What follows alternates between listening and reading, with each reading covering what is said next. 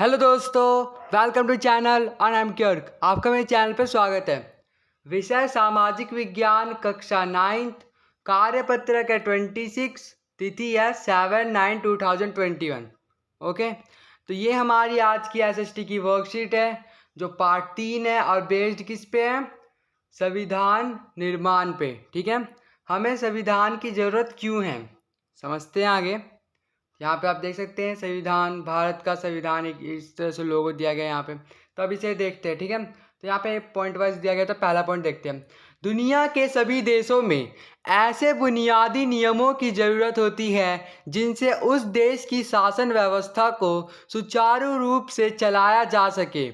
यहाँ तक कि किसी भी सरकार या गैर सरकारी संगठनों को चलाने के लिए कायदे कानून अपनाए जाते हैं। अतः सभी संगठनों को एक संविधान की ज़रूरत होती है।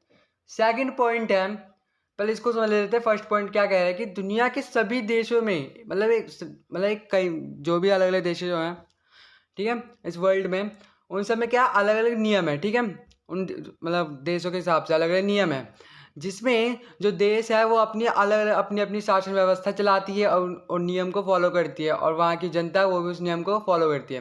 ठीक है, जो गैर सरकारी संगठन होते हैं उसको चलाने के मतलब कायदे कानून भी मतलब हो बनाए जाते हैं, अपनाए जाते हैं वहाँ पे। ठीक है, मतलब अपने अपने देशों में। और सभी संगठनों की एक संविधान की जरूरत है, मतलब सभी संगठनों क्या है, एक संविधान की जरूरत है। तो हर संगठनों का एक संविधान की जरूरत है जिसमें कुछ नियम होते हैं, कुछ मतलब उनको उसमें दी जाती है, छूट दी जाती है। ठीक है, अब ऐसी सेकंड पॉइंट है, संविधान लिखित नियमों की एक ऐसी पुस्तक है। मतलब संविधान मतलब एक लिखित नियमों की एक ऐसी पुस्तक है जिसके नियमों का पालन देश में रहने वाले सभी नागरिकों को करना होता है। ठीक है, तो देश में रहने वाले नागरिक है उन सबको उस संविधान का मतलब उसमें लिखे गए नियमों का फॉलो करना पड़ता है। ठीक है, भारत में संविधान की सर्वोच्च कानून होती है। इस संविधान द्वारा नागरिकों के साथ और नागरिकों का सरकार के साथ संबंध तय होता है। ठीक है, अब आगे देख लेते हैं। यहाँ पे संविधान के कार्य। ठीक है, तो 3.1 2 3 4 तो ये पॉइंट्स दिए गए, तो पढ़ते हैं इन्हें।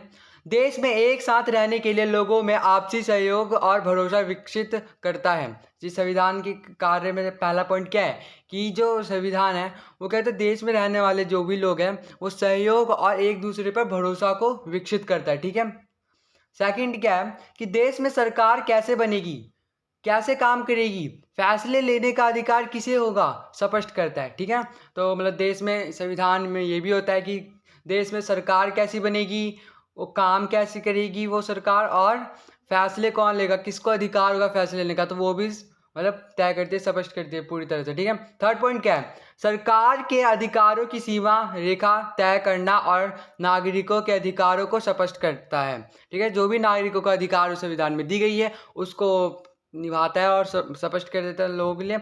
और क्या कहते हैं, अधिकारों की सीमा तय कर देता है, मतलब किस सीमा तक वो काम करेंगे। ठीक है, अब फोर्थ है कि सभ्य समाज में गठन के लोगों की आशंकाओं को व्यक्त करता है। ठीक है, अब ऐसे ही देख लेते हैं सिंपली 4 पॉइंट।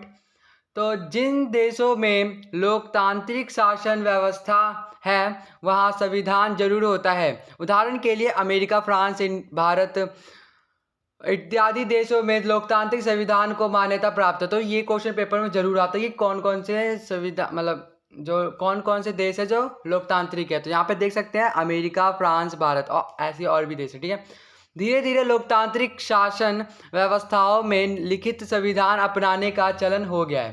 ठीक है, धीरे धीरे क्या है कि लिखित, अब आजकल जो है संविधान वो लिखित ही चलती है। ठीक है, हर जगह। अब यहाँ देख सकते हैं हम प्रश्न नंबर 1 2 3 4 एंड 5, टेंशन नहीं लेना, आंसर देख लेते हैं इसके। ठीक है, आगे तो यहाँ पे देख सकते हैं इनके आंसर्स।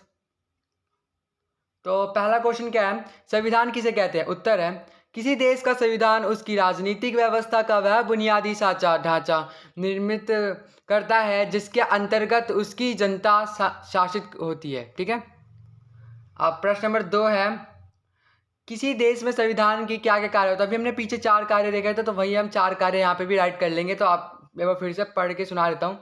तो उत्तर है संविधान के कार्य इस प्रकार है। पहला तो शासन निर्माण की प्रक्रिया निर्धारित करती है। सेकंड, सरकार के सभी अंगों के कार्य और सीमाओं को स्पष्ट करती है। थर्ड है, जनता के मौलिक अधिकार और कर्तव्यों को स्पष्ट करती है। और फोर्थ है, नागरिकों की स्वतंत्रता की रक्षा करती है। ओके, अब थर्ड क्वेश्चन देख लेते हैं यहाँ पे। तो थर्ड क्वेश्चन है, लोकतांत्रिक देश लिखित संविधान ही क्यों अपनाते हैं?